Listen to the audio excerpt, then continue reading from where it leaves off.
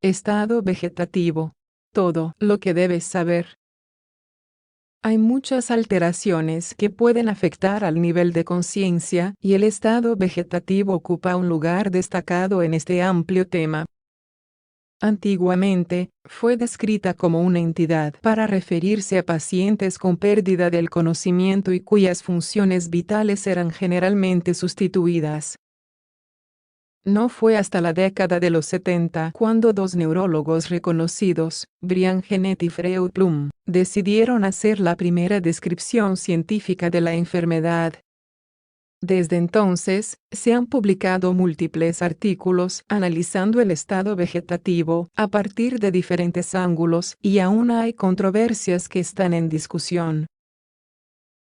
En este artículo te explicaremos los aspectos más importantes que tienes que conocer sobre el estado vegetativo. ¿Qué es el estado vegetativo? Para poder explicar mejor esta entidad, vamos a dividir el cerebro en dos partes, en función de lo que éstas controlan. Los hemisferios cerebrales controlan el pensamiento y el comportamiento, lo que nos hace ser conscientes de nosotros mismos y de nuestro entorno. En ellos encontramos los diferentes lóbulos frontal, temporal, occipital, parietal con sus respectivas funciones, realizadas por las neuronas que se encuentran en la corteza de los hemisferios. El diencéfalo, formado por el tálamo y el hipotálamo, y el tronco encefálico controlan las funciones vitales. Entre ellas están los ciclos de sueño-vigilia, la temperatura corporal, la respiración, la presión arterial, la frecuencia cardíaca, etc. Esta parte del cerebro sería como nuestro cerebro primitivo. Un estado vegetativo es un trastorno de larga duración que se produce cuando los hemisferios cerebrales dejan de funcionar. Por tanto, la persona deja de ser consciente de ella misma y del entorno. Sin embargo, no se afecta el cerebro más primitivo, que continúa teniendo sus funciones vitales. Causas del estado vegetativo. Son varias las causas del estado vegetativo, ya que cualquier trastorno que conduzca a daño cerebral puede causar este estado. Normalmente, ocurre porque, después del agente causal, la función del tronco encefálico y el diencéfalo se reanudan, pero no sucede lo mismo con la función de la corteza cerebral o función cortical. Las causas más frecuentes son: traumatismo craneal. Por ejemplo, un motorista sin casco que tiene un accidente de moto y se golpea la cabeza. Un trastorno que priva al cerebro de oxígeno, como una parada cardíaca o una parada respiratoria, enfermedad cerebrovascular. Por ejemplo, una arteria del cerebro queda ocluida produciendo que no llegue sangre y dando lugar a un infarto cerebral. Otras causas pueden ser tumores, hemorragias, infecciones cerebrales, fases finales de demencias como el Alzheimer, etc. Estos trastornos no dañan el cerebro primitivo, pero sí la corteza cerebral. Síntomas del estado vegetativo. Las personas en estado vegetativo pueden realizar algunas cosas que nos harían pensar que pueden estar conscientes, como abrir los ojos. El paciente puede alternar tiempos de sueño con los ojos cerrados, con periodos en los que mantiene los ojos abiertos. Pueden respirar, chupar, masticar, toser, atragantarse, tragar, emitir sonidos, etc. Incluso, pueden reaccionar ante estímulos fuertes como grandes ruidos, y, en ocasiones, parecen que sonrieran o fruncieran el ceño. Sin embargo, estas reacciones están realizadas por el cerebro primitivo, sin ningún tipo de conciencia. Son resultado de reflejos involuntarios básicos que tenemos todos los humanos. ¿Cómo podemos saber que no son conscientes? Para determinar si alguien es consciente, tiene que haber intención en sus acciones.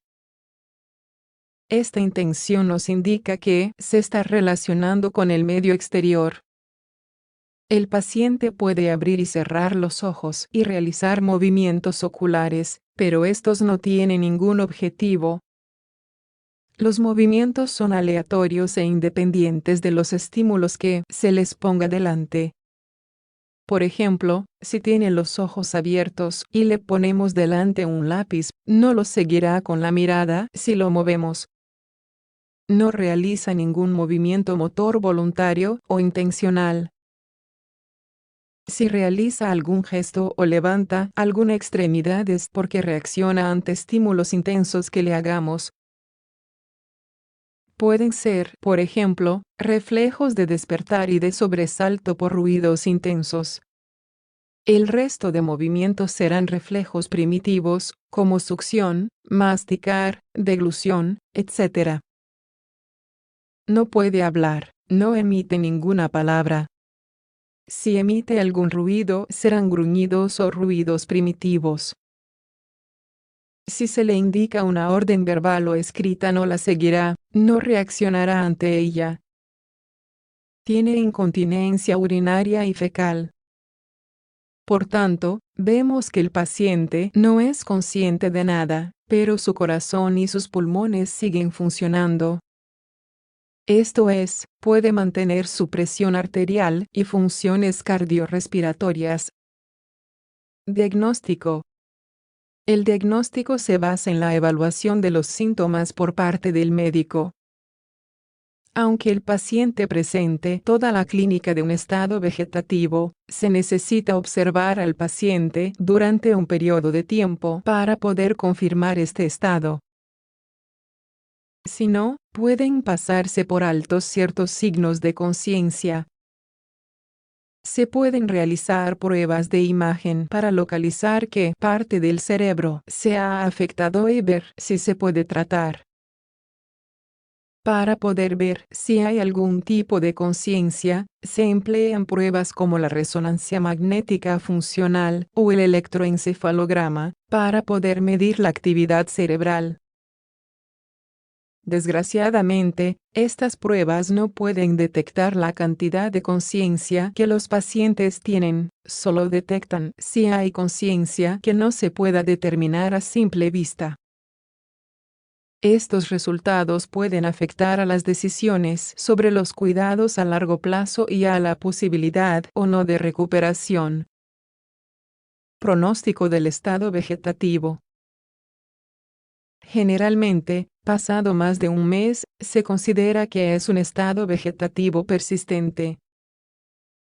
No obstante, se ha visto que la causa del estado vegetativo, su duración y la edad del paciente son los factores que pueden cambiar el pronóstico. Puede aparecer cierta recuperación, aunque se haya considerado ya como permanente, pero esta siempre será mínima, con grandes secuelas residuales y una mala calidad de vida. Tratamiento del estado vegetativo. Las personas en estado vegetativo necesitan una atención integral. Sobre todo, debemos proporcionar las siguientes medidas. Medidas preventivas para problemas debidos a la inmovilización. Se pueden producir úlceras o contracturas en las zonas donde está apoyado. Además, la sangre se estanca en las venas, produciendo trombos o coágulos de sangre. Para evitarlo, hay que movilizar al paciente de manera pasiva. Buena nutrición. Mediante tubos que vayan de la boca/nariz al estómago, o directamente al estómago. También se pueden administrar los nutrientes por vía intravenosa. Buenas limpieza de los tubos y del paciente para evitar infecciones. La posibilidad de la no recuperación. En estos pacientes, la recuperación es poco probable. Los médicos, la familia y, a veces, el comité de ética del hospital deben discutir cómo se tratará al paciente.